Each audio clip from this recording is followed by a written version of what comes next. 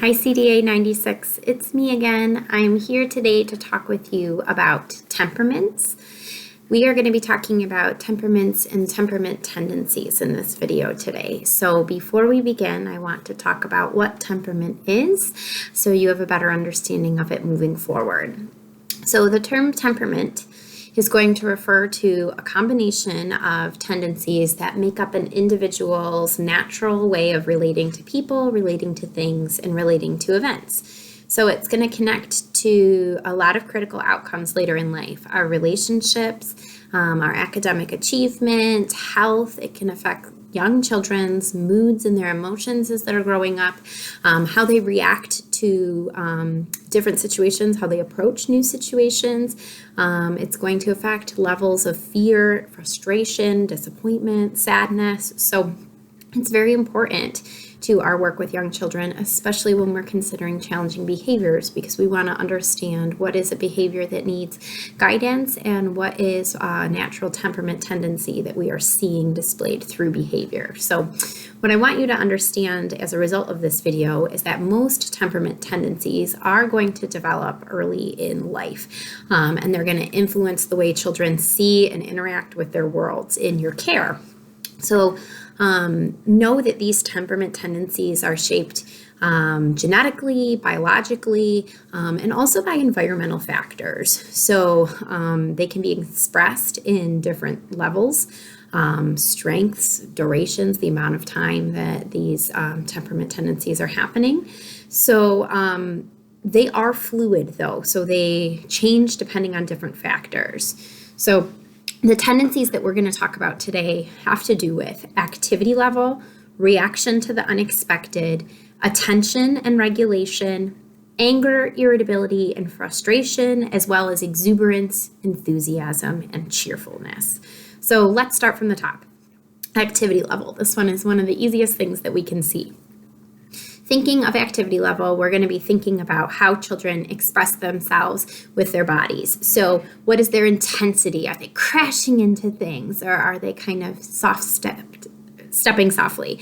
Their tempo, so the speed at which they talk, the speed at which they move.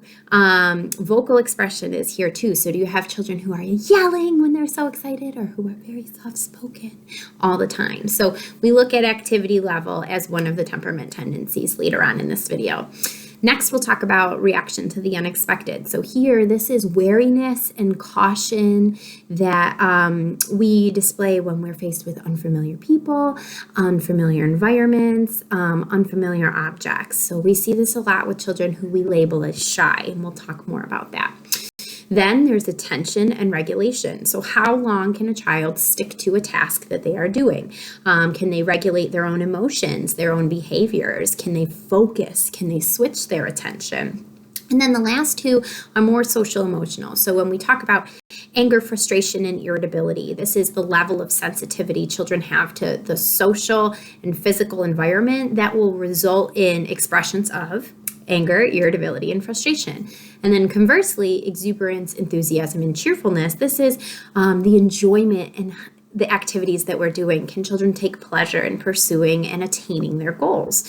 So again, children's temperaments, they shape their futures. They shape how they're going to interact socially with other children and with their caregivers, how they feel, how they behave, how they respond to their environments.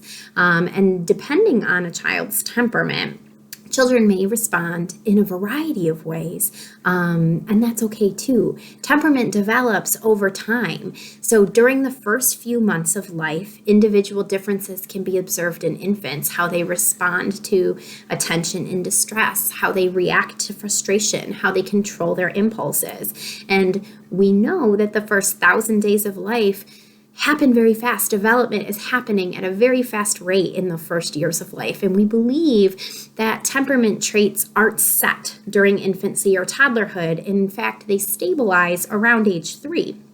So preschool-aged children's temperaments can sometimes be indicators of who they are going to grow up to be. That being said, temperament is not destiny. So how we shape temperament is going to have to do with how we respond to the individual differences of the children that we care for, how children's experiences in group care end up affecting them personally. We want them to develop that sense of self, sense of ability to regulate, and their temperament tendency is going to help them or hinder them on that journey. So let's think about what this means to us as caregivers. It is our job to understand how temperament tendencies can contribute to how children show feelings and how they respond to the world. So let's think about our youngest kiddos. In infancy, you can observe these tendencies by watching how active an infant's body movements are, how sensitive an infant is to loud noises or bright lights, how upset or easygoing they are when they have a soiled diaper. In toddlerhood, these children can demonstrate these tendencies through their ability to persist and focus on a single activity, or how distracted they get when they see a new person in the room, how accepting they are to that new person or a new toy or a new place. And our preschoolers will continue to demonstrate these tendencies as they show us how they feel, both in their behaviors and in the literacy and the expression that they use, with their happiness, with their frustration, with all of those feelings. So the newest research around temperament tendencies has come out of California, the PITC conference that I went to. I brought all of this information back. And the newest recent research relies a lot on temperament tendencies, thinking about them as they relate on a continuum. So you may have children with high or low activity levels. They may have different emotional intensities, different durations, how long these things occur, and how long those reactions will last. So to define the types of temperament, researchers kind of took all of those tendencies and coupled them into three definitive groups. So they were classified, children were classified before as either flexible, fearful, or feisty. And the temperament tendencies that children display kind of put them into one of these groups. But the newest research kind of allows us to still use those terms, but understands that children can be flexible in some situations and fearful in others. So it's not just, I'm a flexible child, I'm a feisty child. It really depends on the environment and on those temperament tendencies. So let's talk about those three identifiers first. Let's talk about flexible children. So these children, they tend to be happy. They tend to be regular in their routines, and that's not just being able to move from activity to activity in the daycare setting. It's also regular in their sleeping and their eating habits. They're adaptable. They can be calm, not very easily upset. These are good friends. So those are our flexible kids. Our fearful children, or sometimes they're called slow to warm, these children tend to be less active and also less fussy, which kind of is a detriment because they seem like they're very independent. But they do need adults' help to check in with them because they may be fearful of new people, and then they may withdraw and react negatively to new situations. So over time, with caregiver help, they may start to react in a positive way to repeated exposures of new things, but they need us to help them because they really are afraid and a little bit nervous. And then we have our feisty children. These are the children who feel everything on volume 10. So these children, they may be fussy. They may have irregular feeding and sleeping habits. Sometimes they may be fearful in new situations. Sometimes they might walk up to somebody like they've known them forever, even though they're a stranger in the classroom. These children can get upset by noise and stimulation, and they have very intense reactions. So when they're frustrated and angry, you know it, they tantrum. And when they're happy and exuberant, you know it because they're loud and they're telling you all about it. So we can still think of children in these three terms: flexible, fearful, and feisty. But it is going to be most helpful for us to think about the temperament tendencies on a sliding scale. After all, different situations change the way that we behave. You may react really well under pressure, but in an emergency situation, you could find yourself going from 0 to 100 very quickly. This says something about your tendency for anger, irritability, and frustration, and the intensity at which you feel those emotions. Or, again, thinking about our current situation where we're stuck home, you may normally be the type of person who approaches new situations with gusto and kind of a, oh, we'll just figure it out kind of attitude. But right now, you could be feeling all sorts of unsure and anxiety, and your reaction to the unexpected is changed in a different emotionally charged situation. These things affect adults and they affect children too. So we're going to talk about these tendencies now and leave you with some strategies to identify the temperament in both yourself and the children that you serve, as well as the ways that you can respond to each child while they're demonstrating these tendencies and you respecting the tendencies that affect their behavior. So let's start by viewing temperament as a window for understanding how young children can relate to, again, people, objects in their environment. So it can be helpful to ask these two questions when you're watching a child and they're demonstrating maybe some challenging behaviors. We can say, what is the child's temperament telling you about what he or she needs from you? So what is the temperament telling you? And then how do you treat this child based on what you know about the temperament? So right now, you might not know very much about the temperament. Let's help you answer these questions. So we'll look at a couple examples. First, we'll take a look at activity level. You'll need to acknowledge that the effect of the children's behavior may have different things happen. It may affect the way other children interact with that child. So for children who have high activity levels, that temperament of high activity, we need to provide ample opportunities for large motor movement and loud vocalization. Give them an outlet for all of that energy.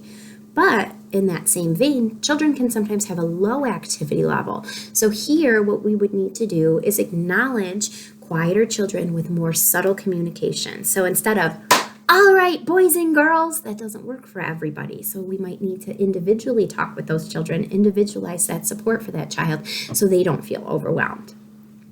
If you have a child who has, if we take a look at the reaction to the unexpected and they have a high indicated response to that, we can take a look at what we do in the classroom and figure out how we can ease them into unexpected situations. So one of the things we can do is introduce new experiences gradually. We can allow more time to move into those interactions and new experiences, and we can make ourselves available as an emotional support by providing physical connection, proximity, staying close to those children. So if they need to reach out to you, you are there. When a child engages in a new activity or is playing with a new child, you want to acknowledge with positive statements. It looks like you're having so much fun playing with Ryan. I love it. Now, if you have children who have low attention and regulation, so they're on the lower scale of that temperament tendency, what we can do is a little bit different than all of the other things. We can engage those children and support them in their ability to maintain focus, sustain their attention. We can allow the children to explore the environment at their own pace, which is very difficult for us as teachers sometimes because we have to get to so many things. What I'd ask you to do is avoid trying to shift the child's attention from one activity to another or one object to another too quickly or unnecessarily. If a child is content doing what they're doing, there's really no need to add something new to it unless you see an opportunity for a learning experience. But again, you know your children best, and understanding that child's temperament will allow you to know, is it time to introduce something new or not? Now, as we get into the temperament tendencies that highlight emotions, I want you to remember, as I say very often, social emotional development creates the foundation for all learning. So without acknowledging feelings, without teaching emotional literacy, without using effective guidance, we cannot expect children to know how to and understand how best to control their emotions on their own. It's not something we're born knowing how to do. So we need to take special considerations for understanding and responding to expressions and experiences in emotions that children have in group care. So we need to think about the intensity of our child's reactions. So what is the strength of that emotional reaction? Do you have a child who tantrums, or do they cry and kind of walk it off? The threshold. So what is the level of provocation? What gets this child going? What triggers them? Does it take a lot of teasing or bullying to trigger that child, or is this child going to look down at his untied shoes and throw a chair across the room? And then we want to think about duration. How long does this child's emotional reaction typically last? Understanding these things about each child can help you kind of pinpoint where their breaking point is, where that point of no return is going to be, and it helps us kind of pre-plan positively for giving guidance so we don't get to those tantruming points and those challenging behaviors. So with that being said, let's take a look at exuberance, enthusiasm, and cheerfulness. So for children who express a high intensity in these emotions, we need to acknowledge their enthusiastic responses with joy. I see that you are so excited right now, instead of saying, oh my God, you are so hyper right now. Different messages being conveyed there. So when an exciting activity is overstimulating or dysregulating to a child, we need to help that child through that. Yes, they can be excited, but maybe we need to find a quieter way to express that exuberance during that experience. And then when those emotions kind of override the ability to self-regulate, we need to talk to the children about how their feelings influence how they act, and also how their feelings will influence how their friends respond to them. So if you are so excited and you're throwing things, your friends may not want to play with you. So we have to do that by establishing a calm tone. When we're introducing really fun and exciting activities that we know are going to get a child going. Because when we're talking so fast and we're so excited, we can get everybody else on that same level. So you know your children best. You know when you can play up an activity with your tone and with your own excitement, and when it might be best to introduce something that's going to make a child so excited with a little bit less. You being calm so they start from a place of calm. So how can we do this? We can introduce small and large group activities with our calming tone. We can use songs and rhymes, finger plays to help calm intense emotions, as well as ease our transitions. And then for children who have that high threshold with these behaviors, we can engage children in cheerful interactions to support their engagement with each other and with you. So we can, again, kind of play up, I am so excited that you are here today. So kind of get children going if they don't normally have that in them themselves. So lastly, we're going to talk about anger, irritability, and frustration. So for children who express a high intensity for these emotions, we need to constantly observe the actions and the situations that are going to lead a child to respond with intense anger, irritability, or frustration.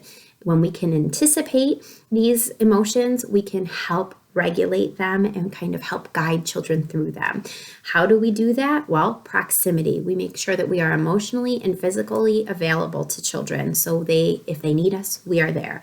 We make sure our environment has minimized triggering our environment is designed to minimize the triggers for these intense emotions. And then we need to validate the emotions when they do happen, because anger, irritability, and frustration, as adults, we have these, and we cannot ask children to forget about how angry they feel just because it's inconvenient for the caregiver. We want to be very specific about what part of a child's behavior needs adjustment when a child has hit or pushed or forcefully taken something from another child, because we want to avoid saying that the child's emotion is bad or inappropriate. So children can be angry. Children can want things. Children may not hit. The difference is a child is not being defined by the emotion. They're being defined by what happened that is inappropriate. For children who tend to express anger, irritability, and frustration for a long time, what we can do is we can make sure that children feel that they have a special relationship with someone in the classroom, like you, the caregiver, so they know that you are looking out for them, you care for them, even when they have these big bad feelings, you love them. For children who have a low threshold for experiencing anger, irritability, and frustration, we do all of that observation. We make sure that we are there with support that we have anticipated. We design our environment to minimize triggering emotions. So one of the things that we can do as we're designing our environment, make sure we have multiples of toys that are going to be very desirable. We need to, in almost all of these temperament tendencies when we're thinking about them, but this one specifically, we need to maintain clear age and child appropriate routines so children are set up for success. Routines can help minimize children reaching that threshold for anger, especially when they're triggered very easily with that low threshold. And we can always try physical touch when it's appropriate. A calming, gentle touch is sometimes really helpful for children. So to recap, I want to ask you to reflect a little bit on this last temperament tendency because it's the one that we see a lot when we're talking about challenging behaviors. So I want you to reflect on the labels that we give children, whether we mean to or not. So think about a child in your care, a child whose behavior you find very challenging. And I want you to think or write down some words that describe that child on a very bad day. And it's okay to be honest with this reflection. It's a video, so nobody will know what you said. Now, I want you to think about what it would feel like if someone was describing you with those words, your child with those words, your best friend with those words, your mother with those words. So think about some of the things that you said about this child with challenging behavior. This kid is awful. This child is a monster. This kid is so demanding. It doesn't feel great, right? It shouldn't. Negative labels can actually activate our own fight or flight response system, and it makes us think differently as caregivers. So our hearts will race, our breathing will get faster, and in this state of mind, it's really hard to respond empathetically to children. It's almost impossible. If we look at a child as a monster, we're going to treat them like they are a monster. When we are in that red zone, instead of drawing children to us, those negative labels in our heads prepare us for battle. We don't need to battle small children. So we are the adults. In a caregiving situation, it is our job to change. So we need to think about how to reframe those old negative labels that we just thought about into something positive. So an example might be if we think of a child as demanding, perhaps we can say that this child holds high standards for the play that they facilitate. Does that feel better? Because it should. Remember that we all come to caregiving with our own temperaments. So sometimes we need to adjust the goodness of fit, which would be us matching our temperaments to a child with a similar temperament. And that's not always possible in group care. So in our relationships, what we can do is we can model regulation. We can value the feelings of children within their temperament. Any temperament trait can be an asset or a liability to a child's development, depending on whether the caregivers recognize what type of approach is best suited for that child. So the resources that I have for you are going to support you, not only in identifying your own temperament, but also in identifying the temperaments for the children in your care. And then I have a separate resource that's all about strategies for helping these children within different temperament tendencies. So if you have a child with a high activity level, there are strategies for helping that child's behaviors. As a closing, I want you to think about your own temperament. On a scale from 1 to 10, 10 being very true, 1 being not true at all, and then all the numbers in between, answer these questions about yourself, okay? So most of the time, I feel pretty cheerful. Are you a 10? Are you a 1? Somewhere in between? How about this one? I get distracted easily when I am working. I get nervous when I have to deal with things I don't know very much about or when I meet new people. When I get upset, I go from 0 to 100. Last one. I unwind by going to the gym or going for a run. I do not. These questions address where you fall on that continuum of temperament. So the first question addresses if your cheerfulness is directly related to where you fall on that exuberance, enthusiasm, and cheerfulness tendency. If you are a 10 or a 1, that shows us where you are in that temperament tendency. How is your attention and regulation? Do you get distracted easily? Are you wary and cautious in a new situation? Your reaction to the unexpected is tracked with the question, the third question that I asked. The last two questions, how quick are you to anger? That question is all about anger, irritability, and frustration, and it can show in different intensities. So if you are a 0 to 100 person, or if you are a slow burn, angry kind of person, that is your intensity within that temperament tendency. And then lastly, is your activity level high or low? What helps you de-stress? Now is your chance to unwind and de-stress after learning all about temperament tendencies. CDA 96, I wish you well, and we will talk very soon.